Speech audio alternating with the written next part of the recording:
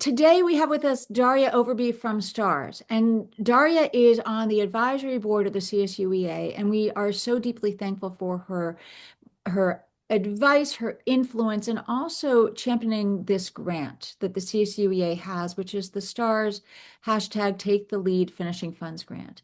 This is our third cycle this year of this finishing funds grant.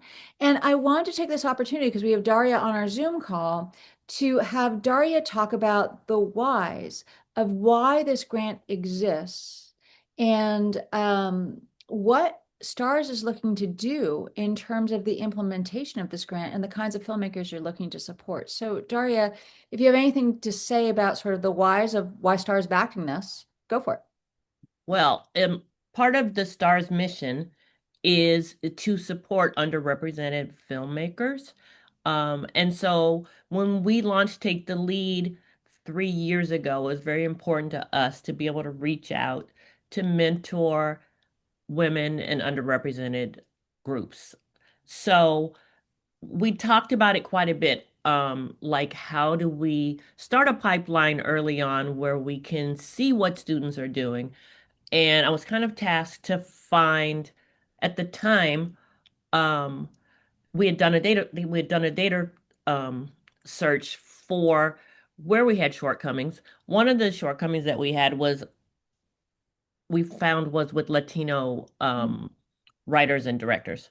Right. So we'd kind of made like a concerted effort to search them out. So that's why we work with NALEAP, La Leaf, which is the Los Angeles Independent Film Festival. There's a couple of orgs we work with on the East Coast. And then so when I did a little research and found out where the majority of Latino students go to college here in California is how I was led to you guys. So not that it's only open to Latino students, but I just wanted to make sure that was able to at least include some without having to go to USC and UCLA, where I know that people have more opportunities. So, being a Cal State Long Beach graduate myself, I chose this program.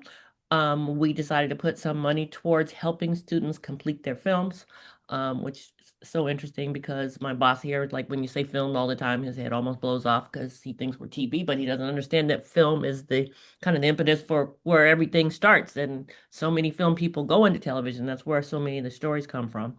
So, um, yeah, I think it's been the perfect partnership, that we ended up with you guys. I love that. And that's the point I was going to actually make. And you yourself are a CSU Long Beach grad. And so that's amazing in terms of the support back to the CSU system. And the CSU system or the CSUEA, all 22 of our campuses are now HSIs, Hispanic Serving Institutions. But I know that also part of the interest of the STARZ Take the Lead grant is just underserved voices, which includes humans of color, obviously Latino voices, women, Correct. and that becomes really important. And so deep support. Why did you guys choose to term it finishing funds? Well, I feel like when I've talked to students or when I've gone to film festivals, a lot of time people are like, my film is almost done. I only need this much more money for sound or for editing or whatever. And I know a lot of college students, like you have to find the money. So I thought if we could be helpful in any way and help people complete their films, this was the smartest way to do it. Amazing. Are there any, this is a question I did not prep you for. You So I'm just didn't. going to take a moment there.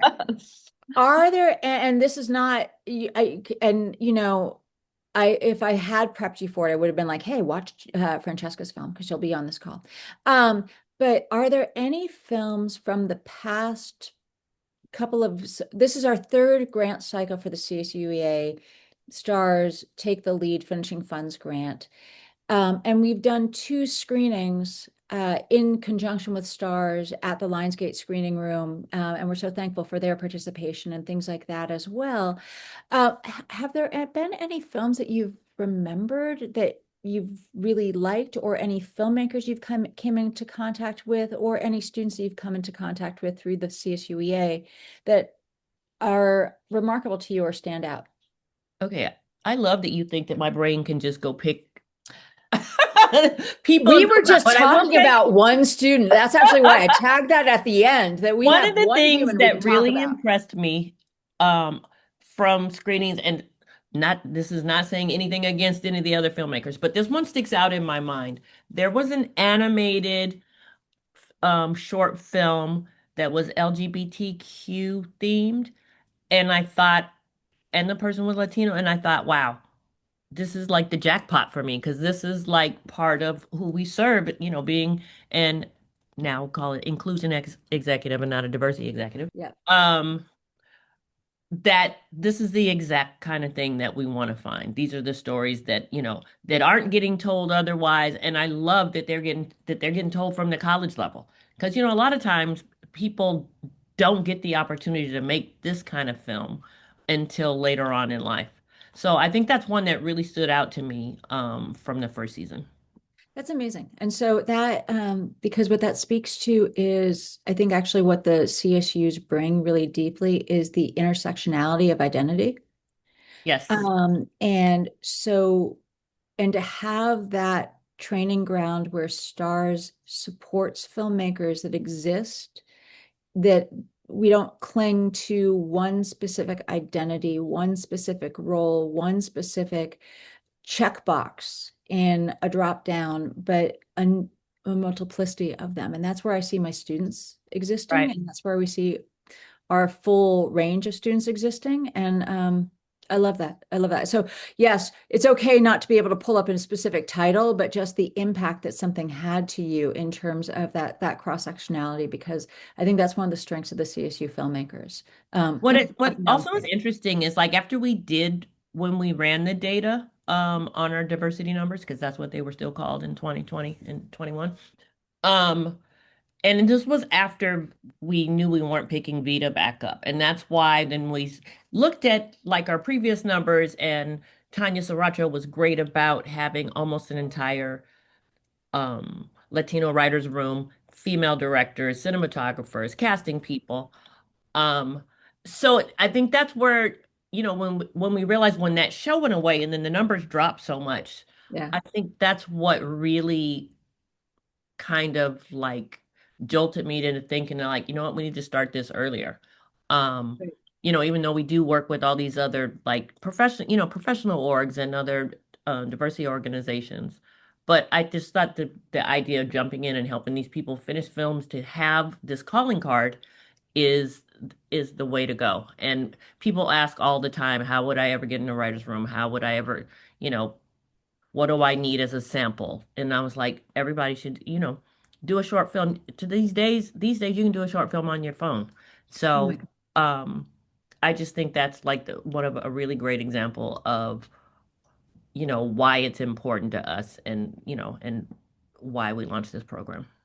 I think that's an amazing point, because I think that that's absolutely true, because one of the things that the CSUEA tries to address is the idea of if of employment opportunity gaps, is this idea that we have deeply beautifully talented students and individuals, but then talent meeting opportunity is exactly what lacks in terms of, the ability, opportunity to finish a film, the opportunity to Right. have a calling card so that you can express who you are to the industry, to a potential employer, all of that kind of thing.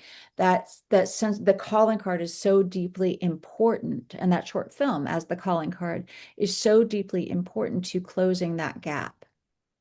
Yeah, I know Um, grown people right now who either work in this business or trying to work in this business who are, I'm going to write a film, I'm going to write a script. I need, and then they have to raise the money. So I hear about it all the time. It's like you can have a day job and still can't afford to like pay for a whole film, depending on how elaborate it is.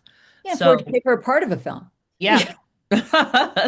And if they want to make that transition, they want to direct, they want to write, they need that calling card too. So, you know, I think getting in from jump as a student before you get out in this world, because I feel like, I was a broadcast TV major, but like most of what I learned didn't come from school. Like you can have some great professors and people that worked in the business or whatever, but like the knowledge that like the how to get started thing. I just think like people maybe the colleges are better now, Christina, and maybe you guys are doing a better job. But like no one really told you how to look for a job and what you needed to do to get started. Or that like the Harvard kids had this massive jump on you because of who they were and where they went to school, and they come out here and end up in a writer's room or in the CAA mailroom without any effort. So I just think that, going to a Cal State school, not that I think that we don't get, we don't still have the same professional opportunities, but I just, even when I talk to people at film festivals these days, some people have no idea how to get started in this business Right. and know what they need. The majority of filmmakers, to be honest, it's a Yeah, big black they know void. they want to do it, but that's all they know. Daria, is there anything else that you want to tell us, either in terms of the STARZ Take the Lead Finishing Funds grant, or the where we are right now in the intersection of diversity and connection in the industry? Well, we know that things have changed in the last couple years when you talk about the D word. Yeah, Um, and a lot of people have pivoted and changing the name, but just here at Stars, it's still really important to us. It basically is who we are. Um, our audience is, majority women and um, underrepresented audience. So they look to us for this kind of programming. So it's important for us just to have a pipeline to make sure that this is still coming into us. And listen, the earlier we get in with these students, and filmmakers, the better. We've like had people shadow on shows and go off to start amazing careers. And a lot of these people careers have taken off to a certain point that we can't even get them back. So like we always want to have like kind of in our back pocket, wow, I know somebody who could write this, or I know somebody who could direct this because I've seen this kind of film. Um, and I think the only other suggestion I would make to the students is, write something that's close to your heart. You know, make sure it's something that you think other people want to see. I feel like a lot of times when you see shorts, and this could be at any film festival, Sundance, wherever else, so much of the stuff I know it, you're attached to it, but so much of it is so emotional that sometimes as an executive, when you're sitting watching multiple short films and they're all somewhat depressing in a row, like let's do, don't be afraid to throw something light in there too, even if it's, your family story or whatever. Just so it's got moments that show um that you're diverse in thought as well. yeah, absolutely, absolutely. There's the dark, dark indie There are so drama. many dark short films. And I get, it's funny because I think sometimes, wow, I grew up pretty lucky because I didn't have any of this in my back. I mean, I'm sure I could come up with something, but I was just like, but so many of these stories are so touching and so deep. And I was just like, oh my God, I wouldn't need to say kids, this is filmmakers in general. It's also about finding the beauty in life, Exactly. beauty in mid-death in a sense, in terms of Amongst that hit. all of the chaos. Mhm. And I think about great indie movies, and some of the ones that I love is like Little Miss Sunshine. I know that's really Oh my tragic, God. Love right? it. But think about that one where it is about a family coming together, Yep. despite massive challenges to Turmoil. exactly, and it just brings us joy. Grandpa dying, So but she knew he wanted her to dance in that to dance in that exactly, contest. exactly, right? And so it's like there are moments where these stories of connection bring us joy. So, Yep. Sit and talk with your parents and your grandparents. I'm sure there's something out there. And oh, you also remember the good times. exactly. You got it out. One of You're the things good. I would have mentioned too was that once these films are here and I keep a record of them, they go in my database. I make sure that I share them with all our original programming execs too. I can't always promise that they'll have a chance to watch them all, Yeah. but when we're in development meetings or this, that, whatever, and if something comes up and people, like sometimes If there's a match, right, yeah, then you'll that we know. have what they have is what we call a blue sky meeting, which is like, okay, what project would you do? Like maybe you haven't gotten pitched it, but you think about sometime that basically fell from the sky for you. You know. And Yeah. so a lot of times there's not a writer or director connected to any of those ideas. So just all the information that we can keep in the Right. databases, about all these filmmakers are always helpful. Like someone asked me last year for a friend, not even for a project here, that was doing a story about the Mayflower and Native Americans, and they didn't know any Native American writers. And I was like, okay, like you just, you have to compile it all so you're able to give people information that will actually Absolutely. And get so, these yeah, stories told and get them told correctly. I do the exact same thing, like in terms of like just my own little list of sort of where people come from and things like Yep. that, or all of those, like, the essential, again, authentic storytelling. And I try to just keep all the names when my interns or whoever comes in the summer. I was like, I need you to find these people's picture and put it next to all this information and their samples and everything else. So Yeah. that becomes part of their big project. And that's like, and you can keep a copy of it. I don't care. Right. Right, exactly. It's helpful. If you want to be a Yeah. producer, that's exactly what you need. That's what we do. That's where our world is making Yep. lists. Right. Okay. Yep. Daria, we'll let you go. I'm going to turn to Francesca. Francesca's been incredibly patient. Nice seeing everyone. It's good to see you, Daria. Francesca, thank you for being. I'm so sorry that we didn't get attendance, but because we're so happy to have you. But do you mind doing sort of the same thing in terms of giving sort of words about, I'll ask you questions about how did you, what did you fund? And you were from year one. You were not from last year. You were from the year before, right? It was actually from last year. Okay, what was your movie? Sock World. It Oh was my the God! Oh my animated. God, that was my favorite one. Oh, thank you. That was my favorite movie of all of them. And like to Oh, be thank honest, you so we much. showed that one, or we wanted to show that one at our advisory council meeting because it was such a good sample of student work. Thank And I you. didn't, if I had known, like I would have interjected, been like, "Oh, Daria, this is the sock world filmmaker." Oh, that's so awesome. No, that means a lot to me that you remembered that one. So we have with us Francesca Odulio, who is a filmmaker. And what CSU do you go to? I actually also go to Cal State Long Beach. You go along. Oh my gosh. So you and Daria Overby are executive at STARZ, and you are the filmmaker behind a grant recipient last year called Sock World, which I will say I am so much a fan of. Thank you. Francesca, will you tell us how you used the finishing funds? And I know in animation, so Sock World is an animated film.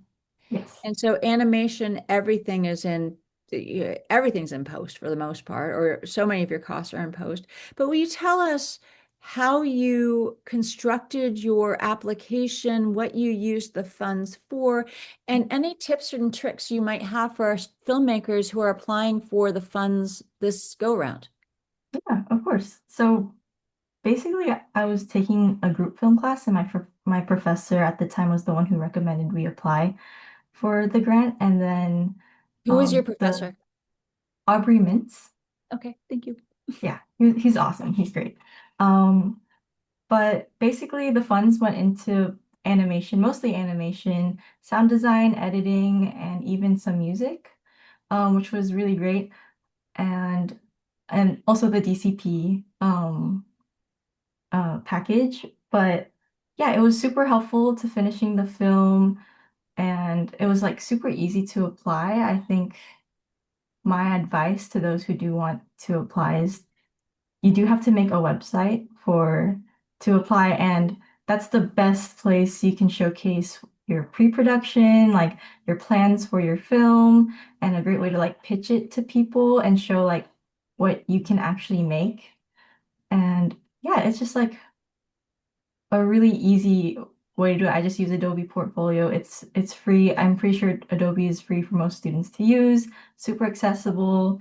And yeah, I think that's really what helped my film stand out in the application process. So I definitely recommend going that route.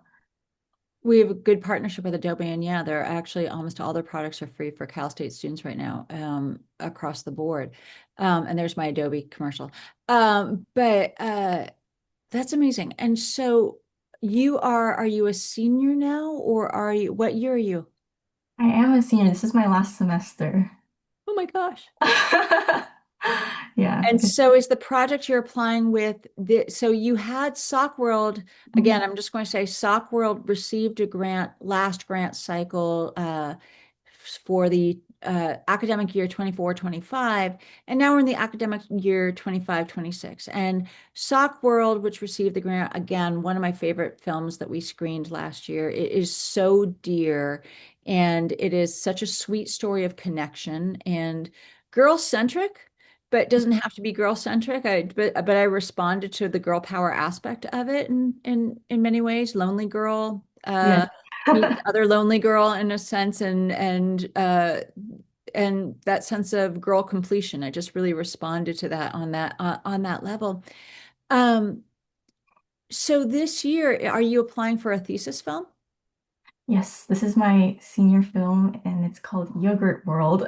So, yes, I am not very creative with my names, but yeah, I just decided to go run with that for my future one. So, super excited for that one. It's currently in production, so hopefully, we hear back, but I really do recommend this grant for other students who are looking to finish their films as well. So, That's amazing. And with Sock World, did you submit it to any festivals? I did. We actually got a partial award for CTN, and then we had a smaller film festival called Abstract Milk, which won an award, which was really fun. But yeah, Awesome. Congratulations. thank you. And so what are your plans post-graduation? I actually want to go into indie animation. So, I'm the series I'm working on now, I want it to be a web series. So, but I do have someone on my team that wants us to pitch to bigger companies as like a bigger series. So hopefully that can happen. But if not, I love the indie animation route and like seeing grants like this makes me like really hopeful that, the small filmmakers like me have the resources to be able to accomplish that. That's amazing. That's amazing. And I love that. And so have you evolved in your time at Long Beach? Um, you just said your team. Have you found like a consistent team of collaborators that you work with at Long Beach? I do. I have a couple, but I've also managed to reach out to people outside of Long Beach. Okay. I meet a lot of people online and a lot of people are willing to help me out too. Like a lot of people I don't even know that are like really invested in animation and the project. So it's really great that I get to meet people like that, even for like they're even doing it voluntarily for like little to no pay and they just really believe in the project. So I really appreciate, I guess, the community that we have like That's willing to amazing. support other people in their Well, project. Cheska, you are a remarkably talented student. Your work is so strong. And CSUEA, we want to support you on every step of the journey. So we are looking forward to seeing your application for this cycle, but we love your movie from last cycle. And that's also a good Right. thing to sort of put out there, which is that idea that, you can be a repeat recipient of the Take the Lead grant because it exists to support filmmakers like Cheska, in terms of making sure that she doesn't just get one project through, but we support her as a filmmaker going out into the world. And of course, you have people outside of Long Beach supporting you because your work is good, you're talented, you have the drive, you have the vision, and you are exactly the kind of filmmaker we want to see succeed. Thank you. No, I really appreciate that. Like these resources are amazing. Like I tell all my classmates about it, all my underclassmen, like you have to apply. They're like super nice. They will help you like on your way to like get out there. So Amazing. Andrea and Alma, is there anything else I should ask or that we should ask? Yeah, either of you ask, Cheska. Did you find anything like that was challenging about the application or any place like, when you sometimes when we get to these application process, we get like stumped in, certain questions, or was it a pretty straight, easy through like the actual process of applying? How long did that take? it was actually super straightforward. Since I did apply last year, it might have taken me a little longer last year to figure it out, but I love how in-depth the questions are. Like, what are your plans for distribution or like getting this out. It's like it really helps me think beyond the production process and more about like how are people gonna see the film. So I do love that it really goes into depth about, you know, your plans because you really do care about what happens to the film. But overall, yeah, it was super easy. I think it was interesting that it asked for a website because it helped me compile all our work into one place, made it super easy to send it to other people as well. So yeah, I have no changes I would make to the application process. Thank you. I have one last question. Francesca, I wanted to ask you, is there something that you know now that you you knew then when you were filling out your application? Because I feel like a lot of the students, anytime it requires any kind of like personal statement or like talking about the project, they get overwhelmed and maybe a little discouraged. But tell me about like something that, you know, might motivate people there. I think for me, the hardest part was the budgeting aspect actually, because I was like, oh, I don't know where the funds should go or like how much I haven't really worked with people outside of animation before. So reaching out to people in like sound design or like composing or editing, it was like something very different for me. But what I learned along the way was like, again, all these people are willing to help you. Like they know you're a student and like they will, if they see your project and they like it, they're like more than happy to like help you out. So that's like, it's been really comforting seeing other people like trying to uplift you, especially other students, because they're definitely willing to help you on your project. Like reach out to like film students, reach out to like the music department, like it's all about like a collaborative effort to make great art. So And I'm curious, when you were doing your outreach, did you reach out to like anyone outside of the CSU system? Because sometimes students will reach out to like specific vendors or maybe like artists they find on Instagram. mm. So personally I have I'm pretty active on Instagram, so that's how I do find a lot of my team most of the time. I do have like open applications for my film to like get people from all over the country, even like out of the country, which is awesome. And I do love talking to other communities within LA. Like I'm in contact with Giant Robot. I've been recently trying to be in contact with Gallery Nucleus, just to like get in that industry mindset, like getting people already in the industry interested in student work.